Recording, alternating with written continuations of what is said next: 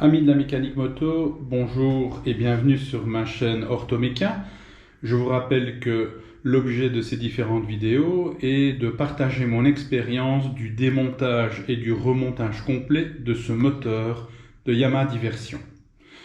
Ici nous avons la rampe de carburateur, 4 carburateurs. C'est donc un moteur de 4 cylindres en ligne transversale. Alors, je vais peut-être partir de la partie supérieure du moteur jusqu'à la partie inférieure. Ici, nous avons le capot de protection des arbres à cam. De ce côté-ci, les arbres à cam pour les soupapes d'entrée de la charge. En mécanique, la charge, c'est le mélange air-carburant. Et ici, l'arbre à cam pour les soupapes qui contrôlent la sortie des gaz ou l'évacuation des gaz. Cette partie au milieu, en forme d'aileron, c'est probablement la zone de passage de la chaîne de distribution. La chaîne de distribution transmet donc le mouvement du vilebrequin aux arbres à cam selon un timing bien précis pour l'ouverture et la fermeture des soupapes. Ces réflecteurs ici en métal ou en acier servent probablement à diriger l'air vers la culasse pour la refroidir. On arrive donc à la partie supérieure du moteur qui va probablement de là jusque là. C'est la culasse dans laquelle aboutissent les bougies. 1, 2, 3 et 4. Dans la culasse se trouve la chambre de combustion et c'est dans la partie supérieure de la culasse que s'ouvrent et se ferment les soupapes pour le mouvement des gaz. En dessous, on a les cylindres. Il y a 4 cylindres. En voici un, en voici un autre. Les deux autres sont de l'autre côté du moteur. Dans le cylindre, nous avons un piston qui réalise un mouvement de va-et-vient. Ce mouvement sera transformé en un mouvement rotatoire par le vilebrequin dont l'axe est probablement le centre de cette pastille noire. Donc derrière ça, nous avons probablement le vilebrequin. Alors ici, nous avons les pipes d'admission auxquelles sont raccordées la rampe des carburateurs qui amène donc la charge dans la chambre de combustion lorsque la soupape s'ouvre. On reverra ça ultérieurement. Il y en a donc 4, 1 par cylindre. Ici, une structure facilement identifiable, c'est probablement le système d'embrayage contrôlé par la poignée au niveau du guidon et via ce système ici qui, lorsque l'on actionne la poignée du guidon, permet de désolidariser ou de resolidariser les disques les uns aux autres. Là, nous avons un bouchon. Ce bouchon, je présume, sert à remplir avec de l'huile. Effectivement, on voit un restant d'huile sur le bouchon.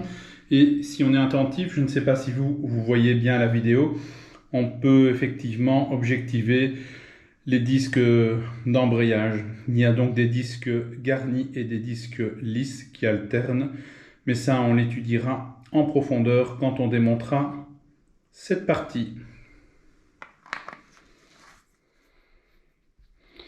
Alors, continuons le tour du propriétaire. Là, une structure facilement identifiable, c'est le démarreur qui, grâce à un bouton sur le guidon, permet, via un système de pignon, de lancer le moteur, de lancer le vilebrequin, et donc permet ainsi un démarrage facile. Avant, il n'y avait pas de démarreur électrique, et c'était le kick qui faisait office de démarreur. Ici à côté, je présume que ça doit être ce que l'on appelle l'alternateur.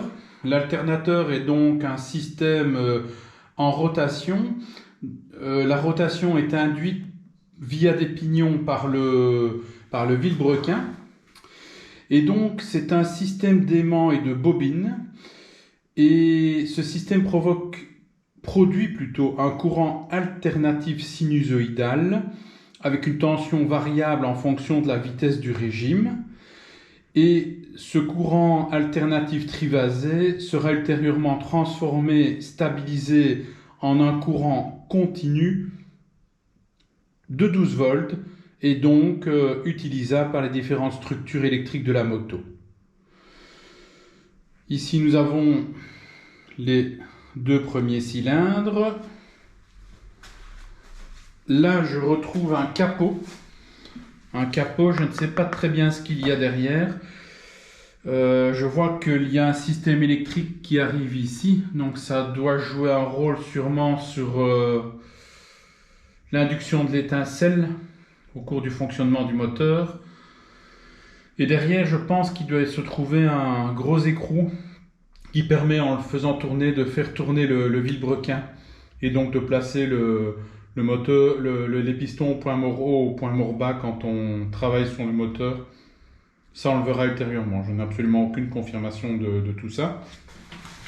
Là, on a ce qu'on appelle le filtre à huile et les orifices d'abouchement de l'évacuation des gaz à partir de la culasse. Que dire d'autre encore ici, à l'extérieur sur cette bête? Ici nous avons une protection pour le pignon de sortie de la boîte de vitesse qui reliera, dont la chaîne sera reliée à la roue arrière et transmettra donc l'énergie rotatoire pour faire avancer la moto sur la roue arrière. Toute la partie inférieure, je pense que c'est ce qu'on appelle le carter de la moto. Il y a encore une structure ici que je n'ai pas bien identifiée, dont je ne sais pas très bien à quoi elle sert. Ça me fait plutôt penser à une pompe. On dirait une espèce de pompe. Il y a plein de tuyaux afférents et efférents avec ici un filtre. Ces tuyaux, ces durites, parce qu'on n'appelle pas des tuyaux, ces durites visiblement sont envoyés dans la culasse, donc dans la chambre de combustion.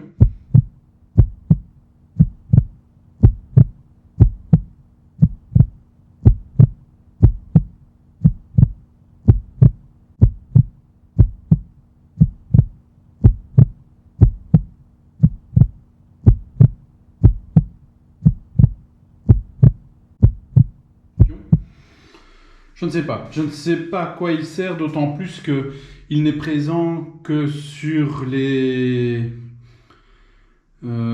cylindres 1 et 2, et je ne retrouve absolument rien sur les cylindres 3 et 4.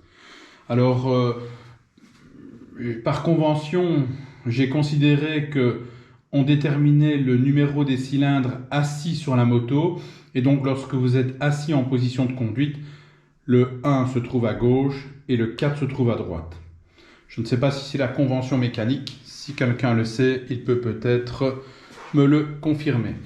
Et alors là, il y a encore un système que je ne connais pas. C'est un système qui est contrôlé par de l'électricité. Donc ça peut être encore une espèce de pompe. Parce que je vois effectivement des durites qui arrivent et des durites qui en ressortent. On a une durite renforcée ici. Donc ça doit être un liquide sous pression. Et là on a une canalisation en dur qui rentre dans la culasse.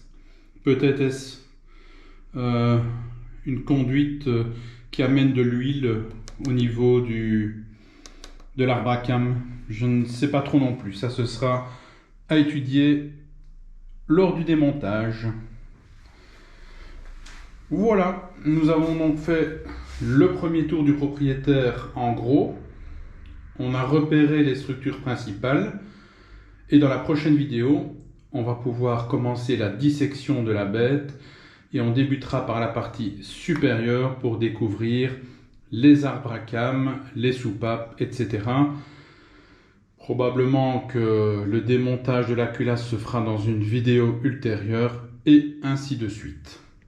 J'espère que cette vidéo vous a plu. À très bientôt pour le démontage du couvre-culasse.